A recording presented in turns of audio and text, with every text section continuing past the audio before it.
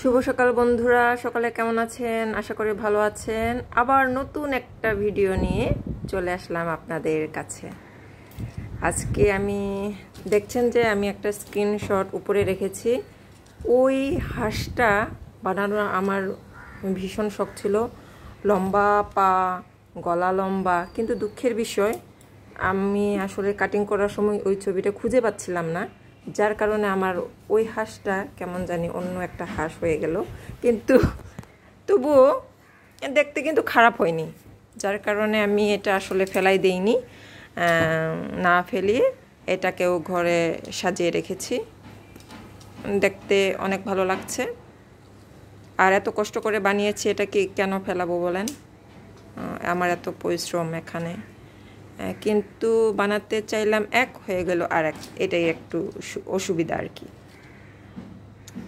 সে যাই হোক, এটাকে সুন্দরভাবে কাটিং করে নেওয়ার পর আমি এটাকে মোটা করার জন্য আসলে ডবল কার্ডবোর্ড নিয়েছি, এবং এটা নেওয়ার পর আমি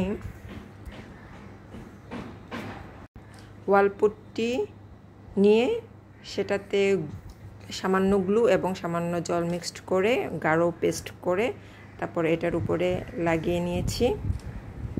এতে করে যে এটার যে আনইভেন স্পেস আছে সেগুলো স্মুথ হয়ে যাবে। আর এই কাজটাতে আমার আরেকটা ভুল হয়েছে, সেটা হচ্ছে আমি আসলে এটা করার আগে ওই রাফ এজেসগুলো আসলে মাস্কিং টেপ দিয়ে যদি আমি লাগিয়ে নিতাম আরও বেশি ভালো হতো, কিন্তু এটা আমি করতে ভুলে গিয়েছিলাম কেন যেন। তারপরে এটাকে আমি রোদে শুকিয়েছিলাম। রোদে শুকানোর পর এটাকে আমি যে ছবিটা আমি এখানে উপরে দিয়েছিলাম এবং এখনও দিয়ে দিচ্ছি, দেখে নেন। আসলে এই পাখিটার রঙটাই হচ্ছে গোলাপি, অনেক সুন্দর। সেই রঙটা আমিও করছি, যদিও আমার সেই পাখির ইয়াটা আসে নাই, শেপটা আসে নাই, তথাপি তারপর এটাকে রং করে নেওয়ার পর এটার ডিটেল যে রং, ঠোঁট এবং চোখ কালো, সেটাও করে নিলাম। প্রথমে চোখটাকে আমি মানুষের মতো করে দিয়েছিলাম, হাস্যকর। পরে সেই চোখটাকে আমি চেঞ্জ করে পাখির চোখ করেছি।